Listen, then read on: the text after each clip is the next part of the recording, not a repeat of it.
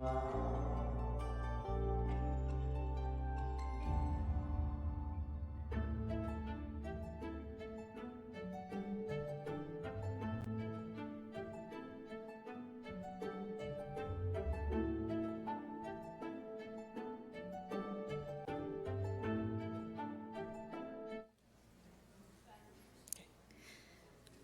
everyone, to the Frank Islam Athenaeum Symposia Speaker Series and the 4th Annual Bella Myshkinsky Memorial Lecture co-sponsored with the Paul Peck Humanities Institute. My name is Bess Vincent, and as the curator for the Athenaeum Symposia, it is my honor to welcome you all here today. This semester, our lineup explores the theme of understanding information in a digital age. Whether through ethnographic studies of public life in the American city, explorations of the role of poetry in a digital age, examinations of the experiences of women during the Holocaust, or research on the impacts of Facebook on democracy, each presenter will contribute to a larger discussion about the importance of gathering and documenting information in this fast-paced society. If you haven't already done so, you can find more information about this semester's speakers by visiting our website and by joining the mailing list. We also have these evaluation surveys that were handed out to you when you entered today, and we encourage you to fill them out and drop them off on your way out. Before we begin, there are a few practical notes to share. If you're a student and you need a certificate of attendance for being here today, they'll be available outside after the talk. For faculty and staff who may be attending and wish to receive multicultural diversity training credit, if you haven't already done so, you must sign in at that entrance table after the talk. We do ask that you silence your cell phones and turn off all screens to avoid distractions to others. Also, there'll be an opportunity for questions and answers following the presentation. There are 2 microphones placed in the aisles, and at the designated time, we will invite those of you who wish to ask questions to make your way up to one of those microphones, so please plan accordingly. I'd also like to take a moment to acknowledge a group of faculty and staff and students who are gathered to watch the streaming event at the Tacoma Park Silver Spring campus. Many of these students have already sent questions for our speaker, and we will include some of those during today's question and answer period. Those of you who may be watching can also submit questions via comments on Facebook Live. I would also like to add that there is a prize for those of you who are in attendance, both here in Germantown and also in Tacoma Park Silver Spring. But you'll have to remain in your seats until the end of the question and answer period to find out what it is. After the talk, we invite you to continue the conversation with light refreshments provided by the Paul Peck Humanities Institute. We'll have Dr. Goldenberg's books available for purchase, and she's graciously agreed to sign copies. Next, I would like to invite Professor Kenneth Jassy to come up and to share a few comments about the Portraits of Life program and Dr. Goldenberg's connections to it.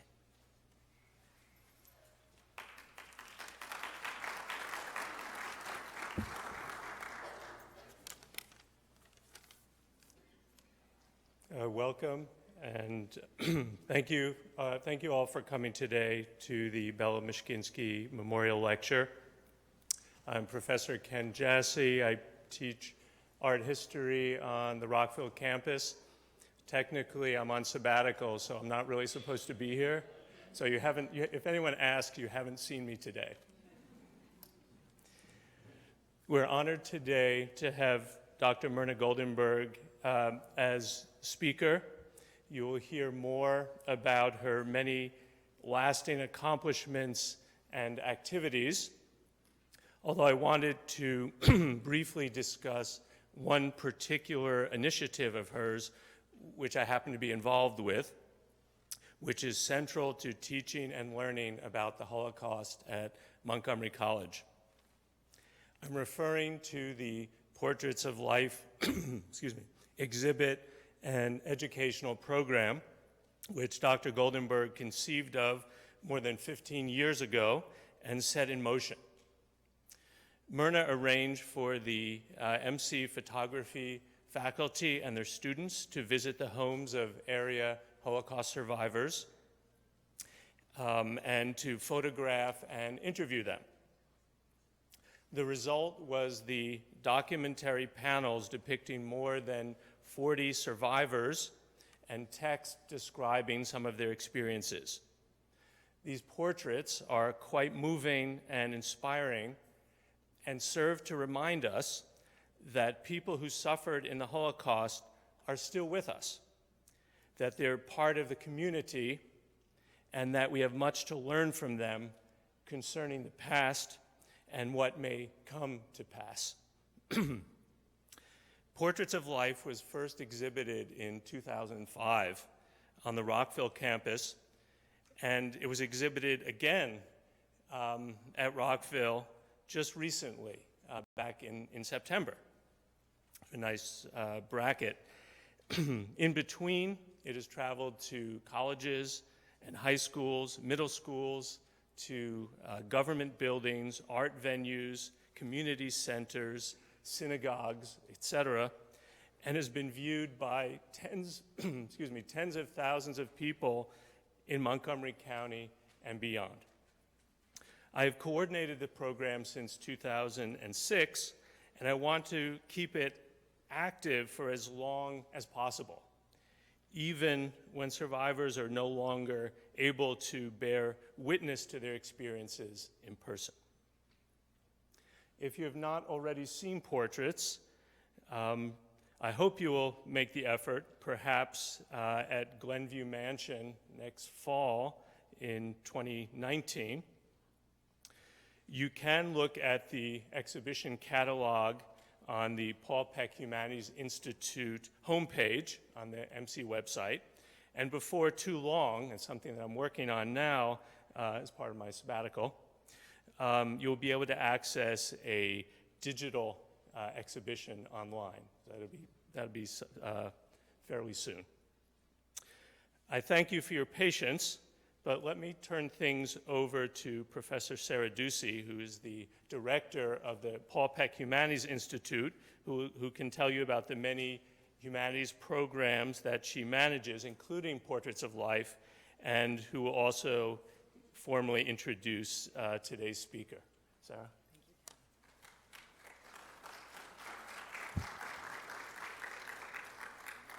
Hello, everybody. I'm so delighted to see the room filled with all of you, and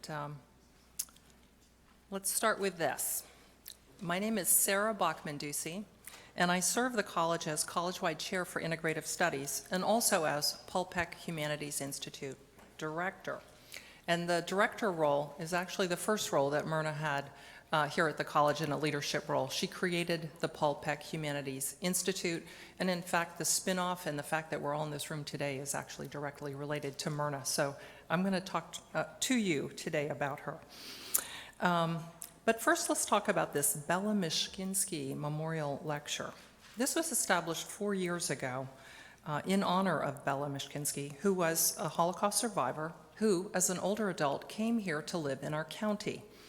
Once she was here, she became very engaged in our college community, and she really became one of our own. She was a volunteer at the MC Alumni Association and devoted many hours of time there. And Bella and her husband, Hank Bermanis, took Dr. Goldenberg's Literature of the Holocaust course, and in fact, she told Myrna that she was taking it to be sure it was taught correctly.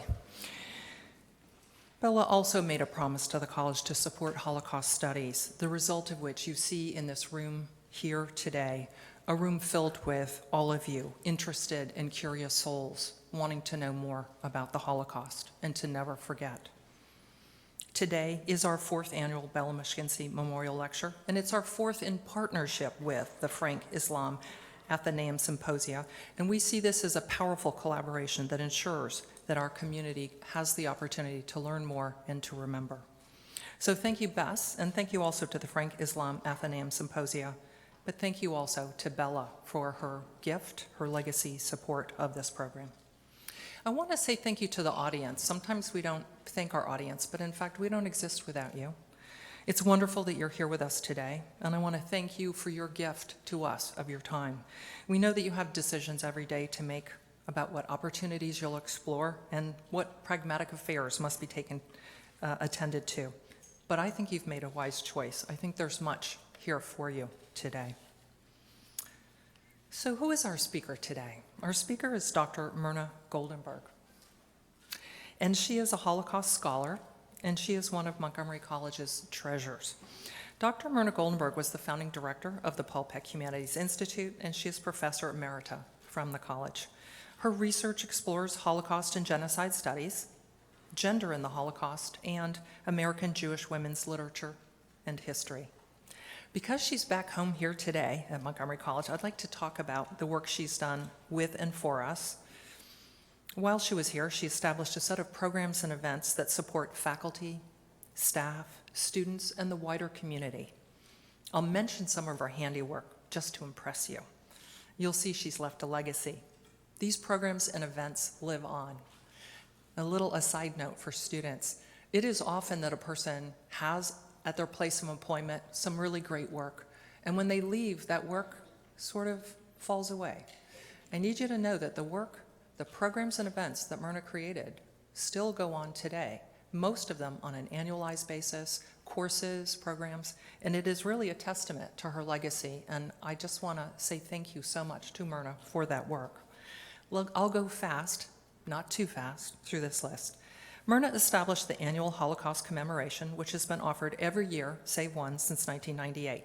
And our next one will be in April on the 3rd, which is a Wednesday in Rockville.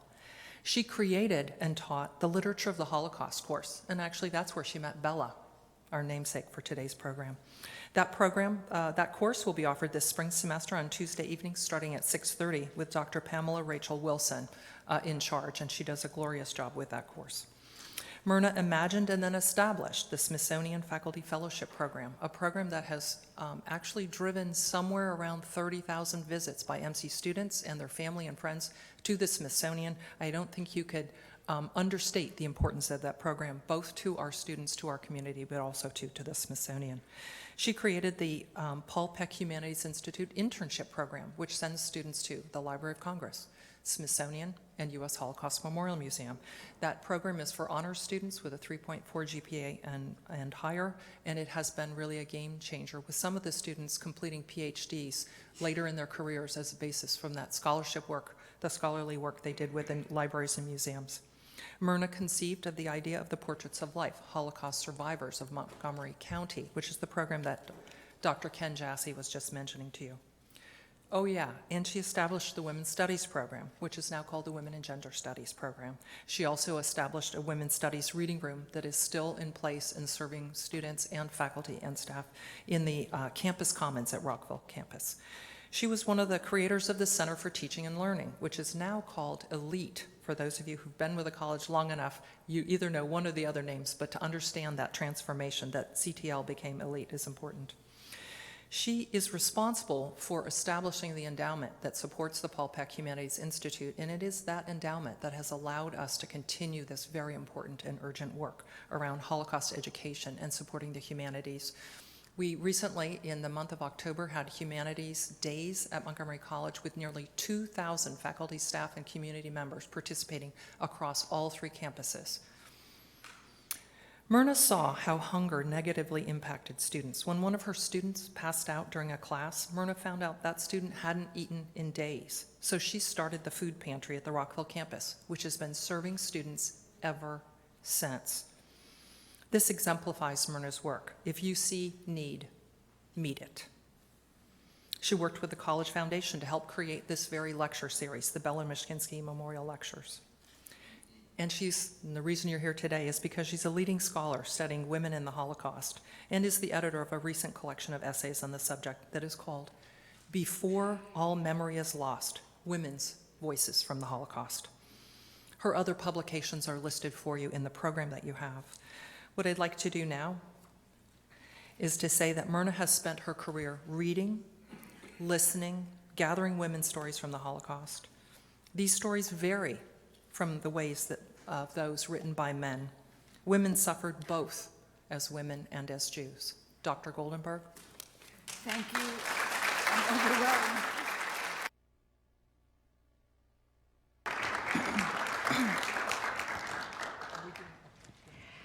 Thanks so much, Ken, Sarah and Bess, where are you, Bess? Up there, for inviting me and for those magnificent words. Thank you, thank you. A few thoughts before we begin.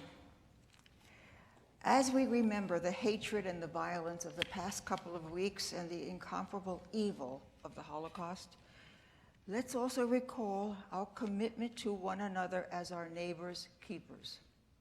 In the words of an ancient rabbi, may war and bloodshed vanish from the earth. Let a great and wondrous peace prevail everywhere. Let all who dwell on earth clearly see that we have come into this world not for strife and discord, not for hatred and envy, and not for rivalry and bloodshed. Rather, we are here to do good. May we act with compassion and empathy in our minds and our hearts, and may we let no one on earth go hungry. Thank you. Let me also say that the 80th anniversary of Kristallnacht, or the Night of Broken Glass, was just Friday, last Friday. It was a turning point when the treatment of Jews went from humiliation and exclusion to violence and then to annihilation, or let me say attempted annihilation. It was the night of the organized state-sponsored pogrom, that's violent actions, during which 267 synagogues were totally destroyed in Germany and Austria, and scores more were partially burned down. 1,000 Jews were murdered. We don't even know how many were beaten and raped. 33,000 Jewish men were sent to concentration camps. This is a legacy or a history that we can't forget, and it's so recent. November 9th and 10th, 1938. I also want to mention Bella, for whom this lecture is named, and to whom it is dedicated. What a wonderful, tiny, tough Spitfire, who was, in her own words, a free spirit. She reminded me of that very often. She was born in Lodz, Poland, in 1922. The Nazis invaded Poland on September 1, 1939, and on September 4th, Bella knew that she had to flee because, among other prohibitions, Jews were no longer allowed to walk on the sidewalks. That, she says, was the last straw. So by December, she and her father joined thousands of others who were walking to the Russian-occupied part of Poland. Poland was split between the Soviets and the Germans. And along the way, she and her father were betrayed by non-Jews who had promised to protect them and get them over the border. She and her father fled during one such betrayal, escaping through the forests. Bella was left with nothing but the clothes on her back. She and her father got separated, and she saw him only one more time, maybe 4 years later. Eventually, she was deported to Kaiserwald and then to Stutthof, a scaled-down version of Auschwitz. I know because I toured it with her. And to a succession of labor camps, and finally to Magdeburg, a city on the Elbe River, which at the end of the war became the dividing line between the Russian and American sectors. Very close to the end of the war, when Bella, her husband, whom she met at Kaiserwald, and another couple escaped and stole some German uniforms. They put them on, they found an abandoned boat, it was the river's edge, and they rowed across the Elbe to get to the American sector, where they surrendered to the Allies, to the Americans. The four surrendered to the GIs who questioned them, and eventually they learned the truth about who they were.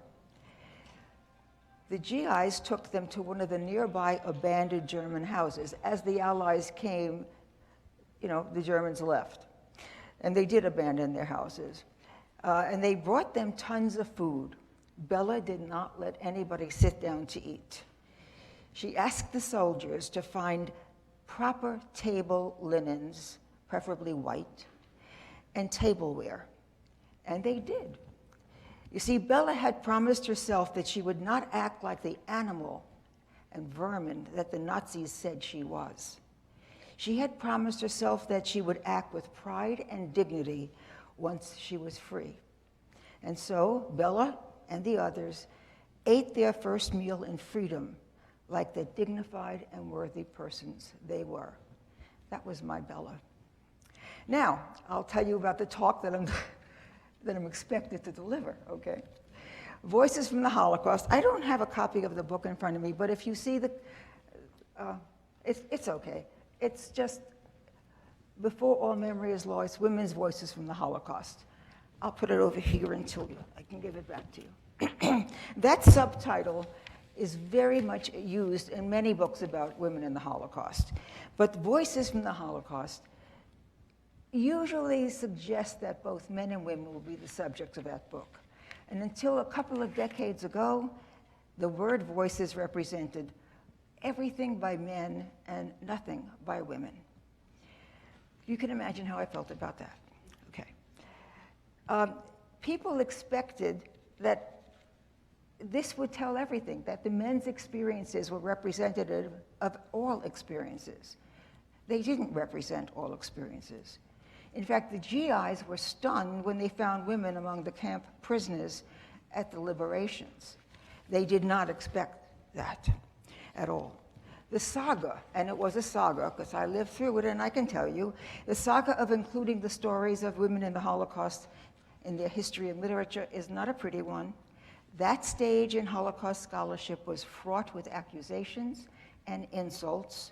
Some scholars argued that including women would trivialize the whole study of the Holocaust.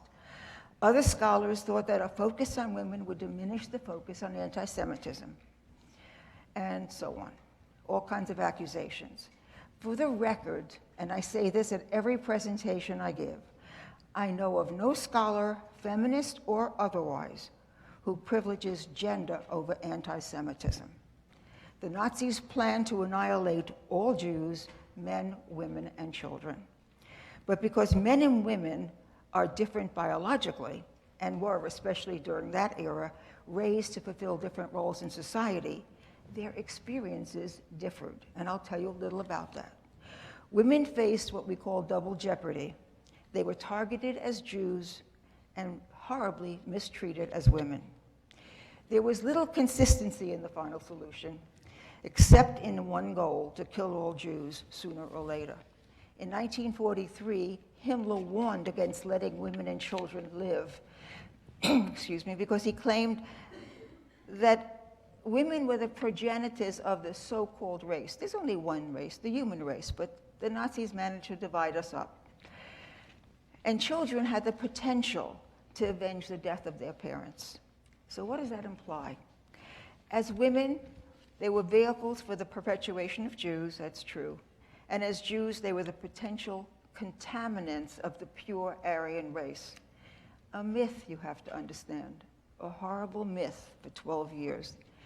And unfortunately, rising again.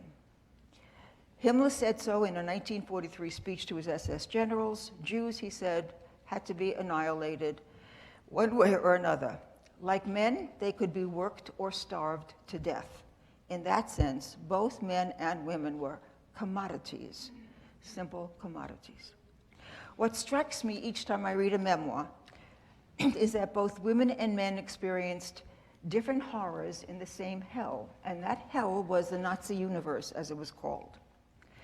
However, they suffered differently because of two factors, as I mentioned or suggested, biology and their socialization in pre-World War II Europe. In terms of biology, childbirth, of course, was the biggest difference. Giving birth in Auschwitz, for example, was as horrific as you can imagine. Many women were pregnant in their early months when they were rounded up, and not showing when they were sent to these labor camps and death camps. When their pregnancy could no longer be hidden, Nazi doctors subjected them to medical experiments, two of which were these. Could they give birth if their thighs were tied together? Could they or the fetuses survive if doctors sliced open the uterus before they went into labor? And that's only two of them. Commandant Rudolf Hess, who was the commandant of Auschwitz-Birkenau, labeled such experiments unmedical experiments, although Joseph Mengele labeled them medical experiments. And Mengele is a name you probably recognize. He experimented on all kids, on all people, but he loved experimenting on twins, especially sewing them together to produce Siamese twins. Of course, that never worked, but he did that. In Ravensbrück camp, the camp for women, women prisoners were the rabbits, so-called rabbits, as the subject of these unmedical experiments. In spite of a 1998 denunciation of scholarship on women and on the denunciation of inclusion of courses on the Holocaust in the university, feminist scholars, me among them, ask the question, and it's a key question, where are the women? It's the same question we ask of other fields, whether it was biology, history, and so on. Where are the women? We began asking that question with reference to the Holocaust in the early 1980s. But we were under the radar for over 20 years. Nobody noticed what we were doing, except other feminist scholars. And in Europe and here, very little attention was paid to what we were doing and what we were publishing. But we were meeting and we were talking. There had been many Holocaust memoirs by women from 1946 on, but not even a handful stayed in print. And what we did was go into secondhand bookstores, find the copies of these old memoirs. And at that time, the students don't know what mimeograph machines were, but they were hand-rolled kind of things. You had to type on stencils. It was a mess, but we did it. We retyped and reprinted these memoirs by women, and we distributed them. I have to say, feminist scholars have changed what we know about the Holocaust. Let me say that we know about all fields. Their persistence not only added information about women's lives in the Third Reich, but also explained the ways in which such information was critical to providing an authentic portrayal of life for both men and women during this period. Women were runners in the ghetto, gun runners. They were smugglers. They were leaders in the uprisings, both in ghettos and in the camps. Not the leaders, but co-leaders. And the women were able to smuggle gunpowder for the uprising in Auschwitz, and they did. I love talking about that, but that's not my topic today. So the inclusion of women led to gender studies, which explores the relationships between men and women, not just what women did, but the relationships of women with other parts of society. I hope some of you read or will read Maus by Spiegelman, because that explores that gender relationship. And also Primo Levi's Survival in Auschwitz, one of my most beautiful memoirs. Gender analysis gave us insight into issues of dominance, whether in the camps and the ghettos and so on. Very important. In hiding places, for example, women could hide more easily than men. And why? Because men were easily identified as Jews because of biology, and women were not. More than 95% of the deportees were sent to the gas chambers on arrival at the killing centers, and there were 6 killing centers: Treblinka, Chelmno, Sobibor, Belzec, Auschwitz, and Majdanek. I know I said that fast, but you can look that up. The inclusion of women is important in all subjects. It's very important. On the ramp that led to the gas chambers, you had women, excuse me, young mothers who held their babies in their arms. And this, to me, is a very telling point. The Nazis decided not to separate babies and young children from their mothers because they said it would cause too much disruption. So although they wanted a labor force that included women, they let these women to the gas chambers with their babies.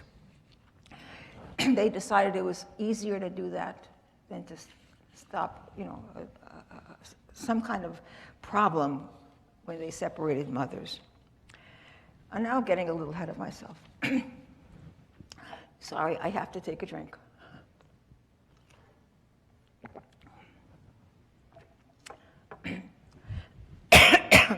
Let me tell you a little something about how the book came to be. The Reoli Foundation, it's centered in Canada, in Toronto, and it was started by a Holocaust survivor who became quite wealthy. He was an architect. And that foundation's purpose, part of the foundation's purpose, is to make sure that educate people about the Holocaust. They publish books, about 28 books, that are single memoirs. But I was asked to look at about 50 memoirs that were under 50 pages and try to make them into some sort of anthology. These and all these memoirs were by survivors who emigrated to Canada because the US wouldn't take them. I think you have to recognize the refugee crisis. I selected 20 and edited and tried to retain the voices of the original authors. These memoirs were written in the languages of Eastern Europe, and they were in Russian, Czech, Hungarian, Polish, and so on, Slovenian or whatever. And they were translated for the most part by people who were not professional translators, and by people for whom English was not a native language.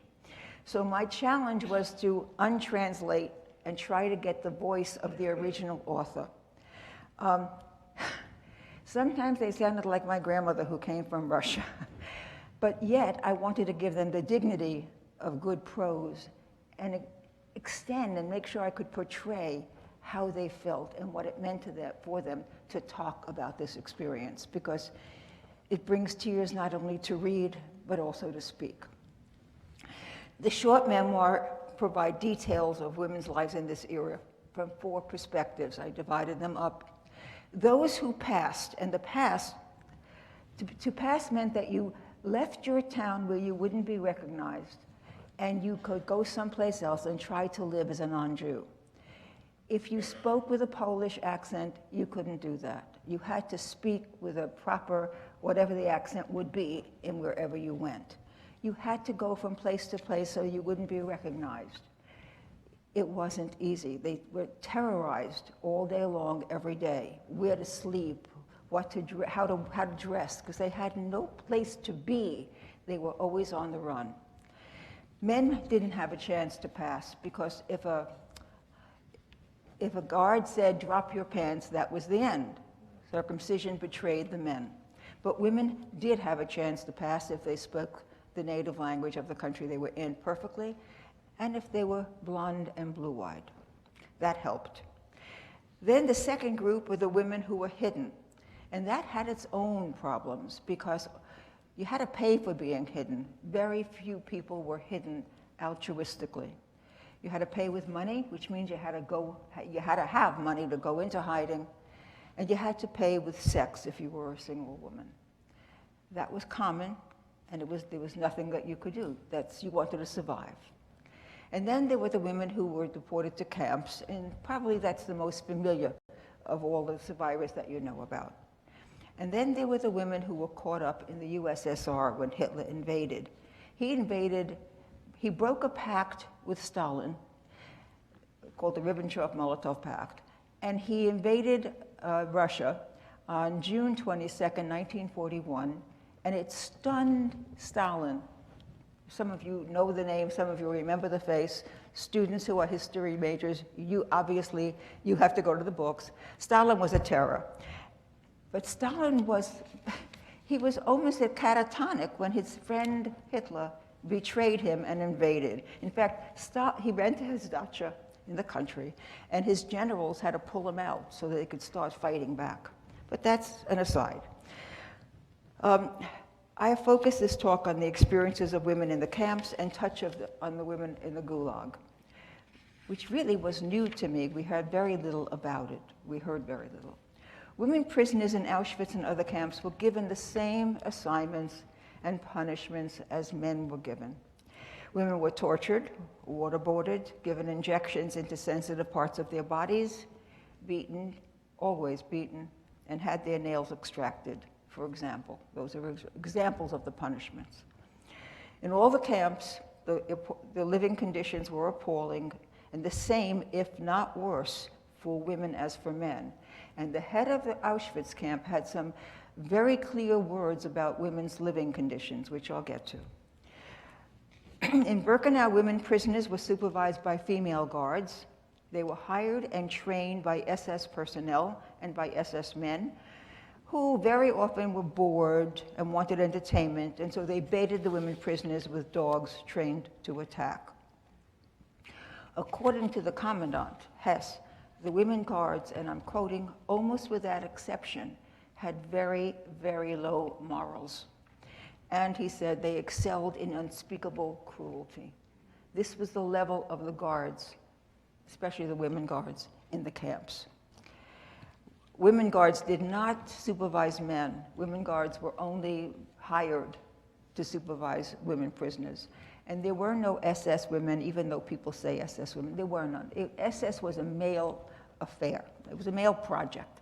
But they hired women guards and trained them to be brutal. A word or two about these guards. There were 300, 600 women who were the guards and the ancillary staff in the concentration camps and the killing centers. Only 60 were brought to trial in post-war period, and of these 60, only 21 were executed. Or I should say were sentenced to execution. Very often the execution sentences were not carried out. In contrast, 5,000 men guards were prosecuted, of whom 500 were sentenced to death. And as I said, very often the sentences were, especially because after the war we became allies with the Germans, and so we were very lax about this. Several women in the book refer to an unfinished section in Birkenau called Mexico. And why did they call it Mexico? Because they never had any idea about Mexico, and it was a foreign land, and it was a romantic name, and they just called this empty space in Birkenau, Mexico. Mexico was developed or established because in 1944, in March, the Nazis marched into Hungary, the last action that they took, and they deported 404,000 Hungarian Jews. The women were sent to Mexico. The barracks, if they had them, because very often they slept in the open space, were empty of bunks, so they slept on the floor. The dresses they were given were dresses of murdered prisoners, and they were burnt by frequent delousing. Just to be more cruel, some of them were of silk and lace evening dresses with low-cut backs, and the SS enjoyed giving them to the Jewish women. It was not unusual to see women clad in a chemise, only a torn chemise, or covered with an apron with nothing underneath.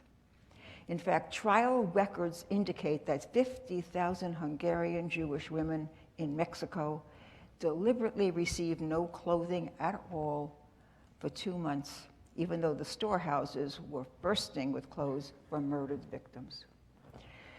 Hess, the commandant, writes that the conditions, as I said, were much worse for women than for men, and I quote, "They were jammed together much more than the men were. The sanitary and hygienic conditions were considerably worse. Added to that, it never had been possible to get the women's camp organized properly because of the disastrous overcrowding." A barrack could hold 800 to 1,000 women. If you've seen any pictures or familiarity with the conditions, you know that they were they were bunks that were 3 tiers. 4 to 6 prisoners slept on each bunk. I call them shelves because that's essentially what they were. Sometimes there was straw to cover the wooden bunks, and that's how they lived. Overcrowding, starvation, disease, beatings, fear, thirst, degradation, all characterized life in the camp. Many women, however, coped by adopting and adapting skills that they had acquired in their pre-deportation lives.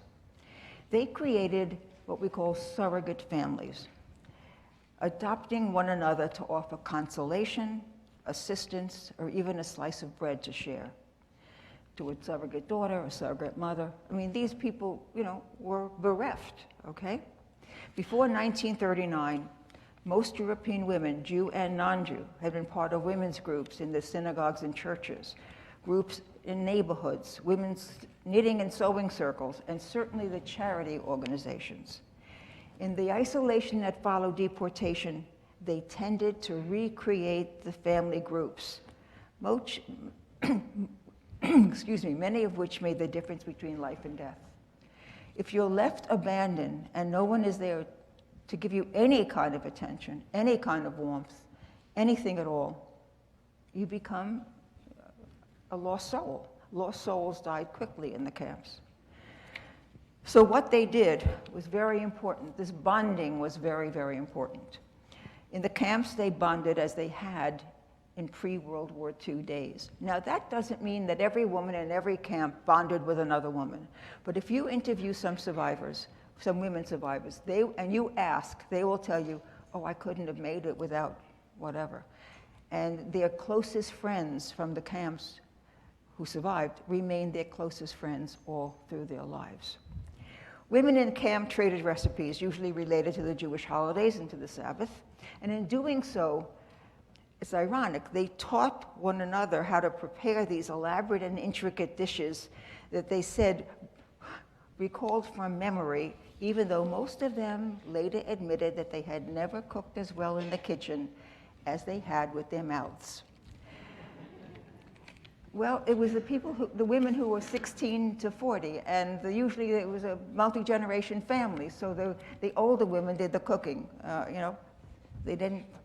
These survivors, I wouldn't use a recipe, even though they've given me many recipes. I just don't trust those recipes. Food talk, or what one wonderful survivor calls gastronomic masturbation, was a natural way to create relationships. By sharing the recipes of their grandmothers, their aunts, their mothers, they kept the memory of these women alive because the recipes were named for the woman who gave them. So it was Grandma Sarah, or it was Aunt Rachel, whatever.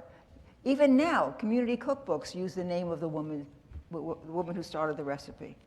Now, the irony here is that since most Jewish cooking is related to a Jewish holiday, they, in the midst of a Nazi barrack for hoping they would die there, they were transmitting Jewish learning and customs along with cooking techniques. But I don't hold much on the cooking techniques. In very tiny but very significant ways, most women did what they could to survive and to resist. They did what we call non-military resistance. Small acts of rebellion meant a lot. Not obeying German orders, preserving one's own as well as a national pride. This was defiance, not only for the women, but for the men. And it was very difficult to retain that kind of self-regard, and self-respect. Oh, I hit the thing. Whoops. In Before All Memory is Lost, virtually each woman focused more on caring for others. That's what kept them going, relatives and close friends, than on themselves. Of course they tried to survive, but very often it was in terms of being able to help an aunt, a friend, a sister. And that, I think, is a very big difference. In fact, most men really were single in their attempt to stay alive. Shuttled between Lodz and Krakow to avoid deportation, Ida and her first husband, for example, were ultimately unable to hide, and they were forced into a train wagon built for horses. These train cars, cattle cars, because that's what they were, you can see one at the museum, 8 horses to a car, or 80 to 100 people. She describes her Auschwitz barrack and the latrine very vividly. She said, like herrings in tins, we sat on broken cement floors, and the latrine was a stable with toilet bowls, and we had 5 minutes to do our business. Permitted to use the latrine once a day, and the latrine was co-ed, by the way. She says we were like sheep running to get to those toilet seats. Those toilet seats were simply slabs of cement with holes. Okay, you sat back to someone and close by someone else. It's hard to envision, but was that way. Sometimes, she said, only after 3 minutes the bell rang, and with their whips the Nazis came in to see if all of us had left. Ida recalls the degradation and the daily visits from Mengele, who terrified her sister who was with her to the point of her wanting to electrocute herself on the barbed wire. That was one way to die. Mengele saved her the trouble because he selected her for the gas chamber. Alone and bereft because of the loss of her sister, Ida was transferred to a camp where she was beaten and made to do hard labor because she was told to pick some radishes, and she ate one of them. And so that was considered a proper punishment for eating a radish. She thinks that her survival was a miracle. Now, telling her story so she could affect other people's choices to stand up and speak out against injustice instead of choosing to be a bystander, Rebecca explains that suddenly she and other Czechs became Hungarian citizens when Hitler took over the Sudetenland, which is the eastern part of Czechoslovakia. Rebecca details the loss of all of her civil rights, as well as the struggle to remain optimistic. Now, think of trying to remain optimistic in the midst of this. But she was rounded up for deportation and sent to a town that had been vacated by the Nazis to make room for a ghetto for the Jews. Gathered together in a cemetery, the Jews were told, "By tonight, all of you will smell the violets from the bottom." That's something to think about all day. A few days later, however, they were on trains for Auschwitz. These Hungarian women, of course, were assigned to Mexico, where overcrowdedness and barbaric conditions were the norm, all of which she describes in graphic terms. She went through 10 selections between May and August 1944, sometimes using the dye from red leather shoe tassels that she found to make her 48-year-old mother and herself appear healthy. She'd rub the shoe tassels and get the dye from the shoe tassels onto their cheeks in order to deceive the SS man who would send her to the gas chamber otherwise. She daydreamed that she'd become a beggar, knocking on every door to get food, and that she'd never be hungry again. And many women write in their memoirs that all they cared about was marrying a grocer, so they would always have food, never be hungry again. Edith, also a Czech, was one of the 4 sisters who were separated when the Nazis took over, and they never saw one another again. Like Rebecca and other Jews of Czechoslovakia, Edith and her family were confined to a ghetto and denied all civil rights, made to wear the Star of David, which you all recognize, and they were marked as pariahs. In May 1944, they were deported to Auschwitz and unloaded onto the ramp for selection.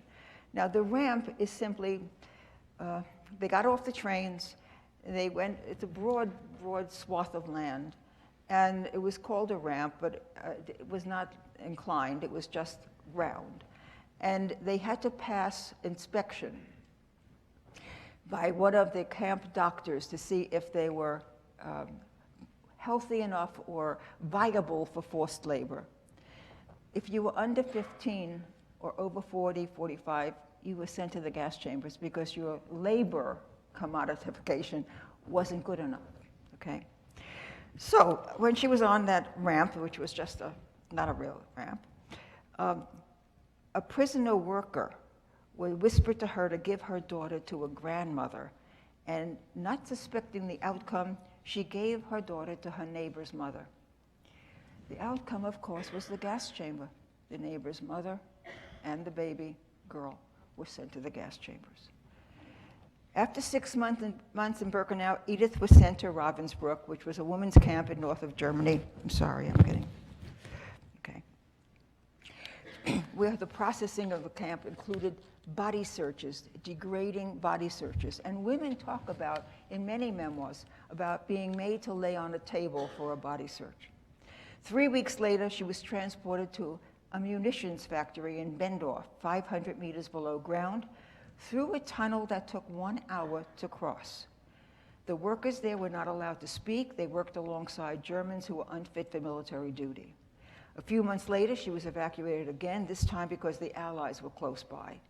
They were packed into a train like cattle, so packed that there was no place to sit on the floor. We traveled like this for 10 to 12 days. We were fed 3 times, receiving a tin of soup and a piece of bread at 3-day intervals. In between these intervals, there was neither food nor water. Edith continues her narrative through liberation, rehab in Denmark and Sweden, and eventually emigration to Canada. I have many more examples, but I'll go through them. I'll go through the ones I think you want to hear most. Okay. Magda's life under the Nazis ended the idyllic existence that she enjoyed when the Nazis came in a small town close to the Austrian border. She was sent to a provisional ghetto with all the other Jews. She spent 6 days in an unfinished building with no windows, no washrooms, no food other than what she brought with her. And the conditions were horrible, and she describes them. Again, she was sent to Mexico, a huge, unfinished, empty room with windows with no glass, no electricity, and 1,000 women. Food was delivered twice a day. And she says, something brown, bitter water they called coffee. Obviously, she felt it wasn't coffee. Soup prepared from dried vegetables and a small piece of bread. No utensils, just a kettle and a shabby pot filled with enough soup for 5 people. And they had to share this pot, the 5 people. The first person who drank from the pot, and they timed one another, got a thin drink, a thin portion. And if you were the 4th and 5th person to drink from that pot, then you got the stuff at the bottom, and you got some nourishment. 2 days in a cattle train led to Bergen-Belsen, which she describes as better than Auschwitz. It's the place where Anne Frank was found. Food talk, she said, filled the evenings until December, when she and a group of 300 women were sent to a factory to manufacture war materials.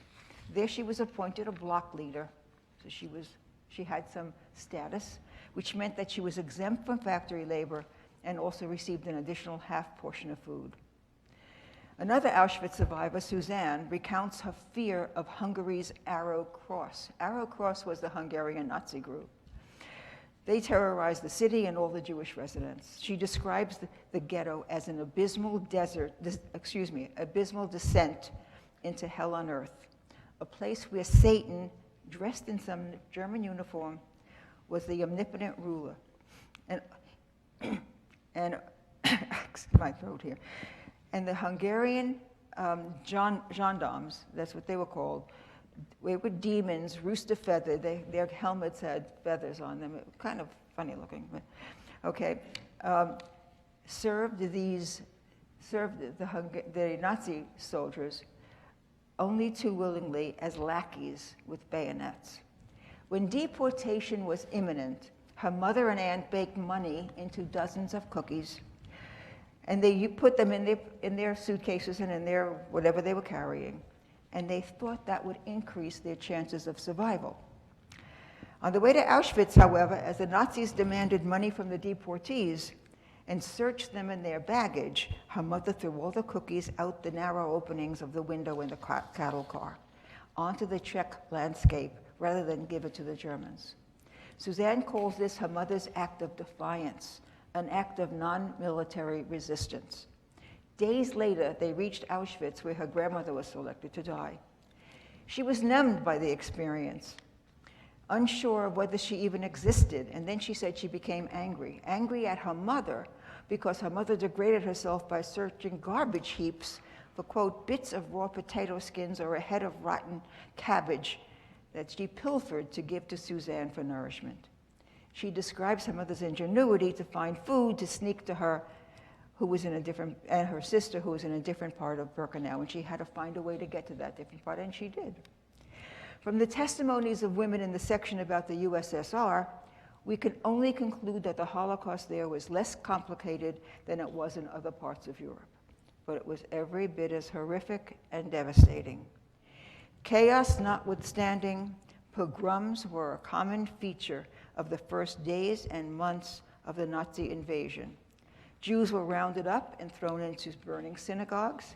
Historians and witnesses write about the involvement of Ukrainian policemen in the torture and rape, and ultimately the murder of Jewish girls and women.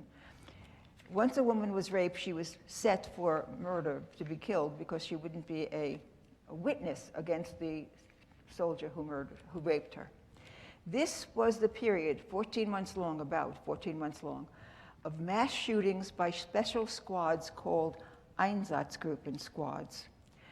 They murdered all the Jews in the cities, villages, and towns, from Riga in the north to Odessa in the south. Over 33,000 Jews, for example, were murdered at Babi-Yar, 2 miles from the center of Kiev. And the statistics are frightening. A Jew was shot every 11 seconds for 2 days and thrown into a ravine, which is now a beautiful, peaceful park. Well, it's green. It's very green. There are 33 dead bodies there. In Soviet Russia, when a man was arrested, the family, relatives, and friends were immediately incriminated. After her husband's arrest, Myrna became persona non grata. She was now considered to be a Soviet parasite, or a parasite on the Soviet regime. People she knew now avoided her, and she simply waited each night to be arrested too. So she slept with her clothes on. Her arrest took place in the middle of the night, as all these arrests in Soviet Russia did. Her room was demolished by the guards who came for her. Once in prison, she and the other women suffered from conditions so miserable that every day there were people sick with heart problems, liver failure, and other sicknesses. Most sicknesses happened in the summer because the cell was so damp and thick. They were unsuccessful, she says, in calling for help. With a serious sickness like a heart attack, they took out the sick women, and we never knew what happened to these sick women. They never came back. All day in the cell was the cry, "Where are my children? Who is taking care of my children?" The NKVD, the precursor to the KGB, took away children under 12 years old and placed them in government institutions and changed their names. They were never to be found again. In some prisons, women who organized classes and recitations of poems or even novels from memory took turns being teacher. Women prisoners, they needed to keep their uniforms in good condition or their rags. And so from time to time, they had fish soup. No fish in the soup, just bones. They made good use of these bones. They pierced a hole in the thicker end, and they made needles with which to mend their clothes. You know, they pulled out a thread and so on. Russian Jewish women who also experienced deportation in cattle cars, sometimes they were in cattle cars for as long as 6 weeks with barely any food and water. That's partially due to the fact that Soviet Russia is huge, or was huge, was enormous, really huge. And so to get from one gulag prison to another took time. It took weeks sometimes. And the gulag was a string of prisons all through the USSR. To conclude, it took time and the doggedness of women scholars, pioneers in this field, who insisted that studying the experiences of women added truth to history. Now when we study any genocide, and there has been no time since 45 without genocide, we ask one of the first questions, where are the women? I find that it's appropriate and even necessary, critical, to examine society's treatment of women and girls, to know the values of that community, and further, to regard that knowledge as a clue to the future of that community. To do less, to be passive or accepting, is to aid the enemy. And now I want to read 3 lines that a colleague of mine, Yehuda Bauer, has been teaching since I know him many years. Thou shalt not be a perpetrator. Thou shalt not be a victim. And for most of us, it applies, thou shalt not be a bystander. Thank you.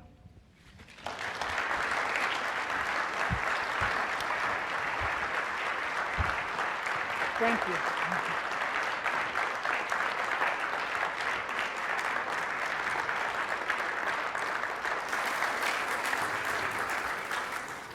Thank you, everyone. And now questions? Yes, so we will invite, if you have a question, if you want to make your way to a microphone. We do ask that you speak into a microphone so that everyone can hear, including those who are watching.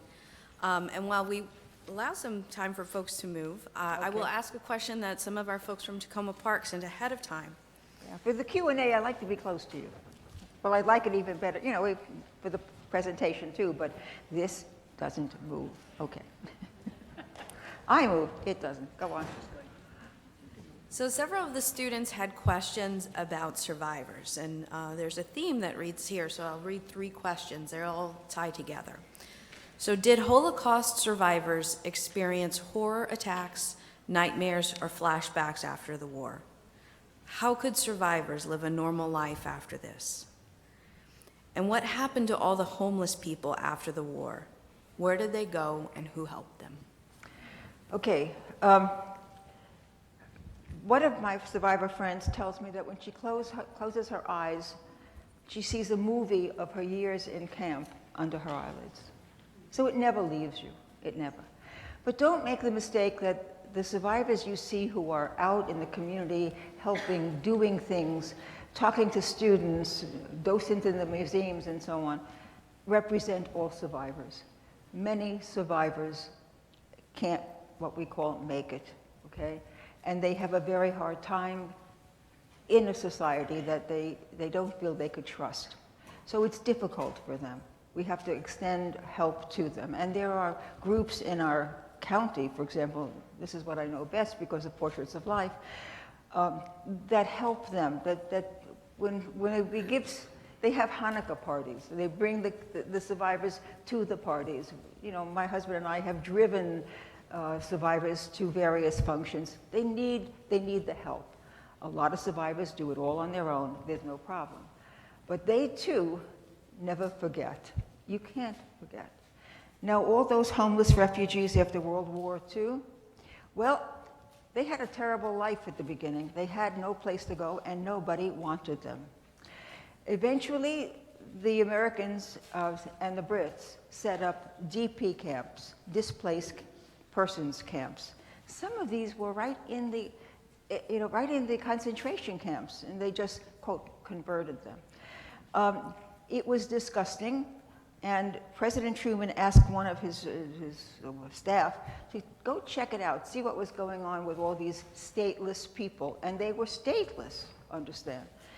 And he went, and he said, they're as bad as life in the concentration camps, except that we don't murder them. Well, Truman was stunned, and he just set in motion a whole host of projects to go into those camps, organize them, organize groups, get them cleaned up because there was no sanitation, make them more than livable. That was his charge.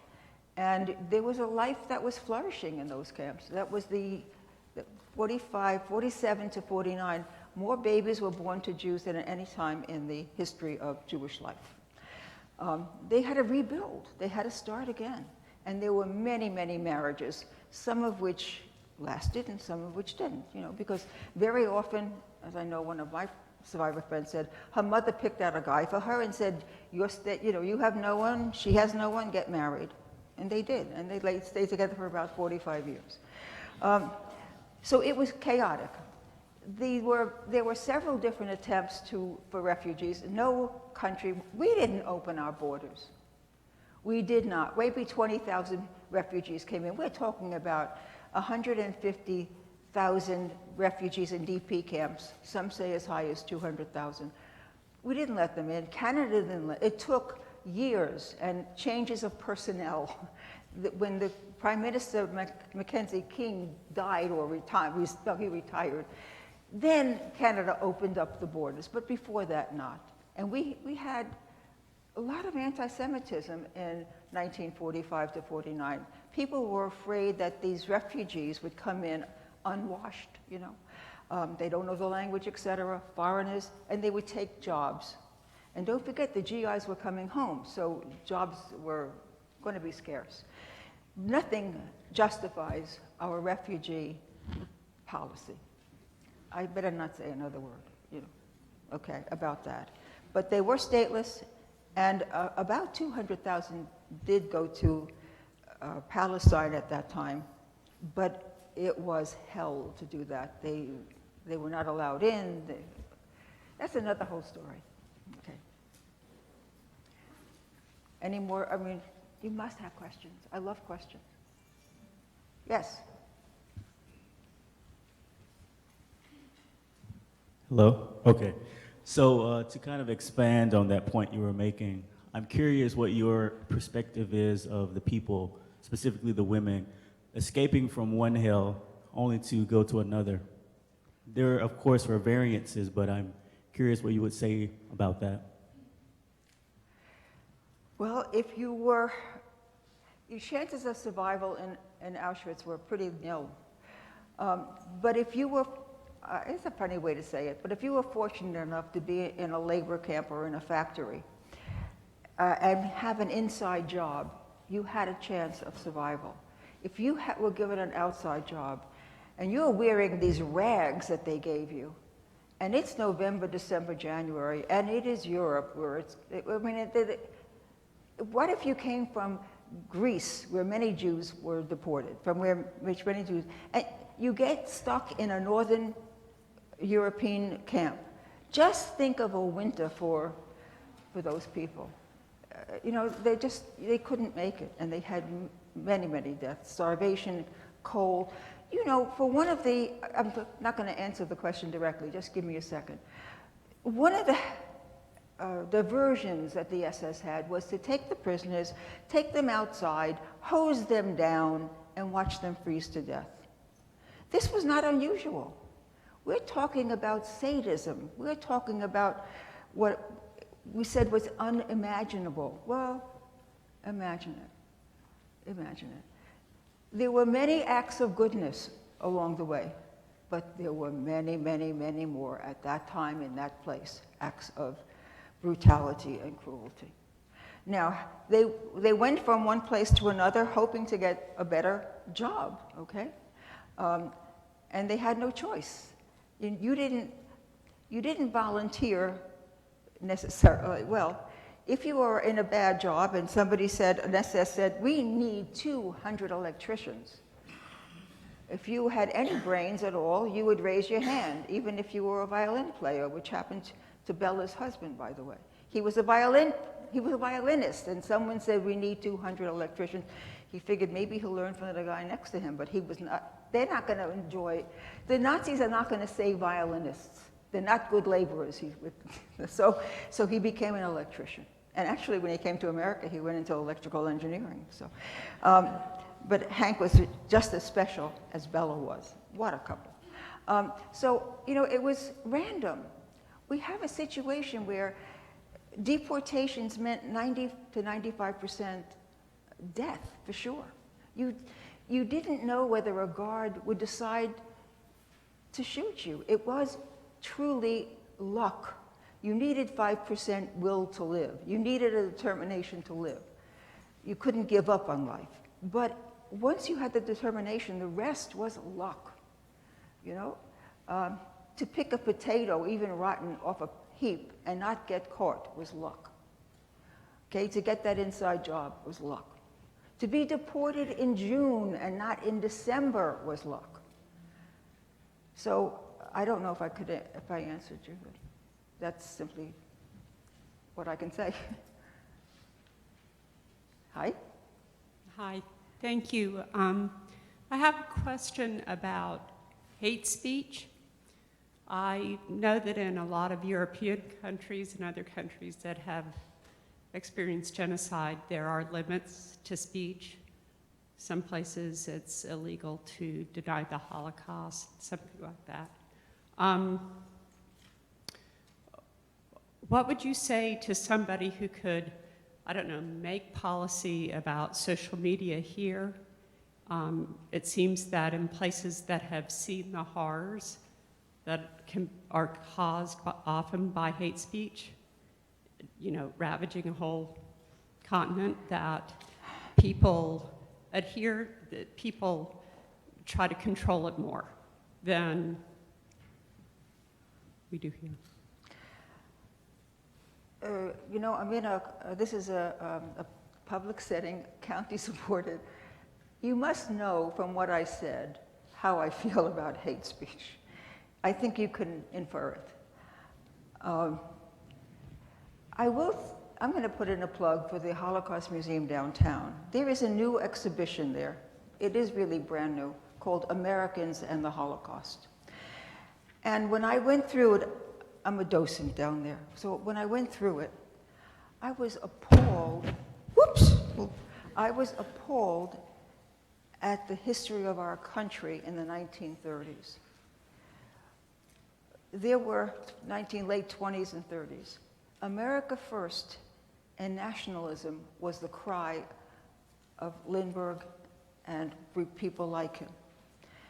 And it was horrifying, it was chilling to go through that exhibit.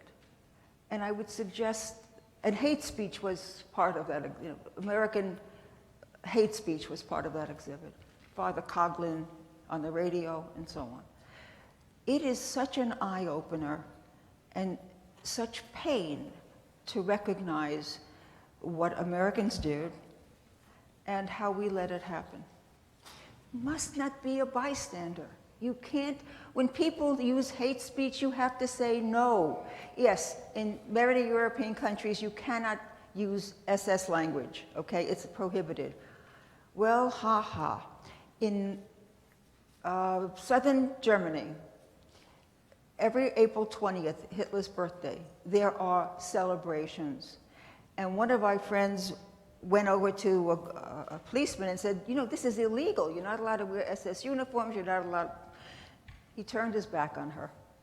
So I don't think that says we shouldn't outlaw hate speech. I am a free speech person. I mean, you know, obviously I'm kind of liberal. But we have to be responsible. And we have to open our mouths when we hear it and denounce it. I don't care who it's about. We have to. If you look at the news at all, you know what's going on now. You can't ignore it. You can't accept it.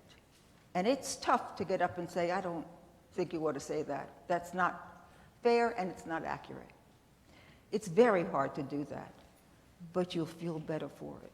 You really will. You'll be scared, you know, while you do it. But you've got to be brave enough to love this country and make sure that those kinds of people don't take over. I can't say anything more about politics. I'm not, you know, I'm not supposed to. Any other questions? You have any questions that you want to raise? One more or something? Yes, go ahead. What was the survival rate of people who were put in those boxcars? 90% of them died. Look, 2/3 of European Jewry was murdered, okay? When the Nazis invaded Soviet Russia in 1941, they killed 1.5 million Jews by bullets before a gas chamber was even built. 1.5 million, so chances of survival were very little.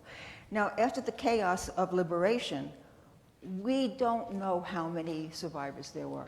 About 200,000 eventually went to Palestine. About 150 to 170,000 came here. 35,000 went to Canada.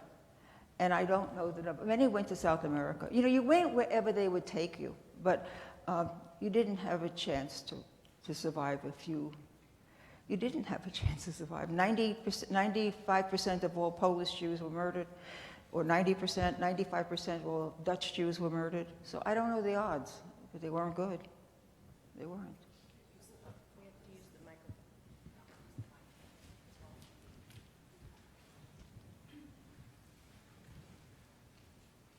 Is there a percentage of survivors that actually went back to Germany, went back to Poland and Hungary and their original homes? And we don't have those figures, but I can tell you that Germany became so anti-Nazi that, yeah, you had a lot of German Jews going back.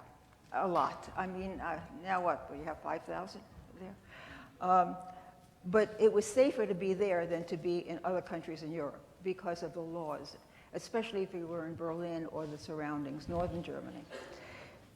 Poland, a group of people went back and wanted to find out if there are any relatives who were living. That was Kielce, and they were murdered. There was a massacre against the Jews. So Jews did not go back to Poland. I mean, maybe there were a few Jews, but essentially, Jews did not go back to Poland. Jews were still being murdered in Poland. Hungary did not become welcoming to Jews anymore. Hungary had before Hitler even, Hungary had numerus clausus, limits on whether Jews could go to school and whether Jews could be in certain professions. So Hungary was not welcoming, although it was a very, very flourishing community in Budapest. Beautiful, yeah. We don't have statistics. Fewer women survive than men for reasons you can imagine. Okay. Anything I can do for you anymore? Well, I think we're about out of time, but if you will join me in thanking Dr. Goldenberg. Thank you.